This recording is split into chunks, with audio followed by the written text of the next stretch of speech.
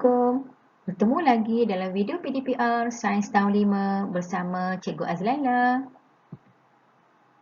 Video kali ini masih lagi berkaitan dengan kemahiran proses sains, standard kandungan 1.1, standard pembelajaran 1.1.10 hingga 1.1.12. Bila murid-murid bersedia dengan modul yang telah cikgu bekalkan pada minggu lepas, baiklah. Soalan pertama berkaitan dengan kemahiran mendefinisi secara operasi. Baiklah, perhatikan. Rajah 1 menunjukkan dua magnet yang didekatkan dengan paku besi. Soalannya, A. Berdasarkan rajah 1, apakah yang dapat kamu perhatikan? Jadi cara menjawabnya murid-murid, perhatikan bilangan paku yang ditarik oleh magnet A dan magnet B. Itu dia jawapannya di situ. Soalan 2. Berdasarkan rajah 1, bandingkan jumlah paku yang dapat ditarik oleh kedua-dua magnet. Jadi cara menjawabnya ialah bandingkan kekuatan magnet menarik bilangan paku. Sebagai contoh, lebih banyak paku ditarik oleh magnet B berbanding dengan magnet A. Ataupun sebaliknya. Okay, baiklah. Soalan yang ketiga. Apakah yang dapat kamu katakan tentang saiz magnet dengan bilangan paku besi yang ditarik? Jadi, cara menjawabnya ialah jawab seperti membuat hipotesis. Ingat lagi tak? Dia punya formula, semakin pemboleh ubah dimanipulasi, semakin pemboleh ubah bergerak balas. Okay, baiklah. Soalan yang kedua ialah berkaitan dengan sifat kimia bahan, iaitu rajah 4 menunjukkan satu pencatatan menguji sifat kimia bahan, iaitu bahan jus limau, seperti yang murid-murid telah belajar sebelum ni. Sifat jus limau ialah bersifat asid. Jadi soalannya, nyatakan apakah perhatian yang dapat dibuat terhadap ketan litmus biru dan merah jika bahan K yang digunakan ialah jus limau. Jadi jawapannya tulis dalam jadual, iaitu nyatakan perubahan warna ketan litmus. Contohnya ketan litmus yang pertama, ketan litmus merah bila dicelupkan dalam jus limau, apa perubahan warna yang berlaku? Kalau ketan litmus biru dicelupkan dalam jus limau, apa perubahan warna ketan litmus yang berlaku? Tulis dalam jadual tu. Soalan yang seterusnya. Berdasarkan perkhidmatan kamu di 4A, ketan litmus manakah yang dapat menunjukkan perubahan yang tepat dengan bahan K? Jadi, cara menjawabnya, pilihlah sama ada ketan litmus merah ataupun ketan litmus biru. Soalan 6. Berdasarkan rajah 4, nyatakan definisi secara operasi bagi bahan asid. Jadi, cara menjawabnya ialah tulislah definisi apa maksudnya bahan asid. Soalan yang kedua, murid-murid, adalah berkaitan dengan eksperimen tentang kemahiran mengawal pemboleh ubah. Okey. Jadi, seperti yang cikgu dah beritahu sebelum ni, jika nak menjawab soalan pemboleh ubah, kamu dikendaki menggariskan pernyataan, Okey.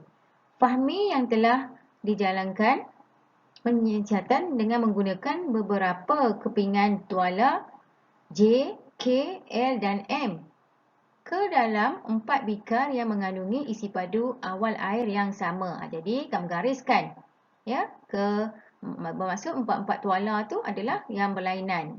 Dari segi apa? Dari segi ketebalannya, kan? Dan apa maklumat yang sama?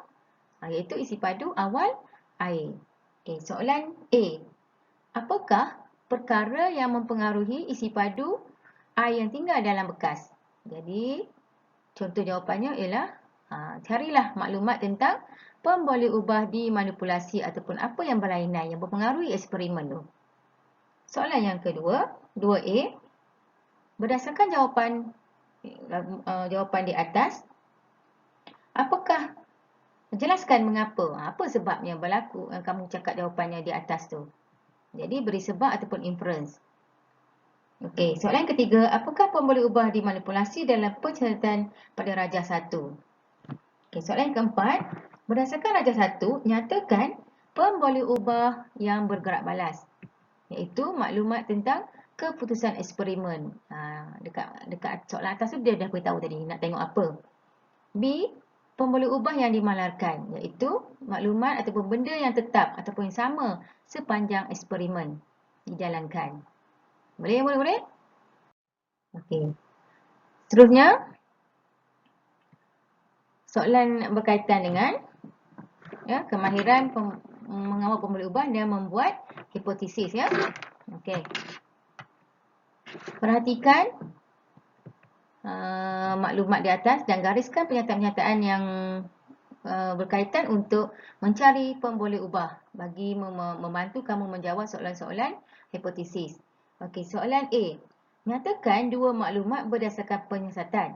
Jadi cara menjawabnya ialah tuliskan maklumat dalam jadual tu. Ada dua maklumat dalam jadual tu, iaitu bilangan guli dan juga isi padu air. Jadi tulislah jawapan di ruangan yang disediakan. Okay, soalan nombor 2. 2A. Nyatakan satu pemerhatian. Jadi perhatikan pola dalam jadual. Sama ada isi padu air semakin meningkat ke ataupun semakin berkurangan ke. Ya. Soalan yang ketiga, 3A. Nyatakan hubungan antara pemboleh ubah yang dimanipulasi dengan pemboleh ubah bergerak balas. Jadi jawapannya seperti membuat hipotesis. Semakin PM, semakin PB. Ingat lagi kan? Okay, soalan yang keempat. Saiz guli juga mempengaruhi isi padu air dalam silinder. A. Antara guli bersaiz kecil dengan guli bersaiz besar, yang manakah menyebabkan isi padu air dalam silinder lebih tinggi? Jadi kamu ramalkanlah. Jadi pilih sama ada air guli, sama ada guli kecil ataupun guli besar. Okay. Soalan seterusnya. Saiz guli juga mempengaruhi isi padu air di dalam silinder. Ya. Gariskan pernyataan. Ya. Nah, di dalam eksperimen ini terdapat 3 maklumat yang perlu kamu perhatikan. Yang pertama, isi padu air awal. Yang kedua, saiz guli. Yang ketiga, isi padu air dalam silinder. Ketiga-tiga maklumat ini membantu kamu menjawab soalan. Okay, soalan A.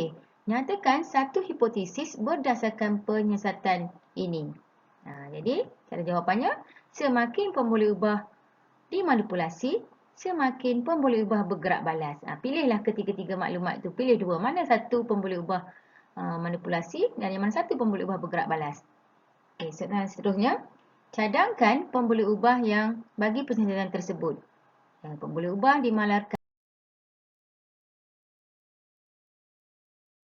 bergerak balas. Okay, itu sahaja pembelajaran kita kali ini. Jadi sekian, terima kasih. Selamat belajar.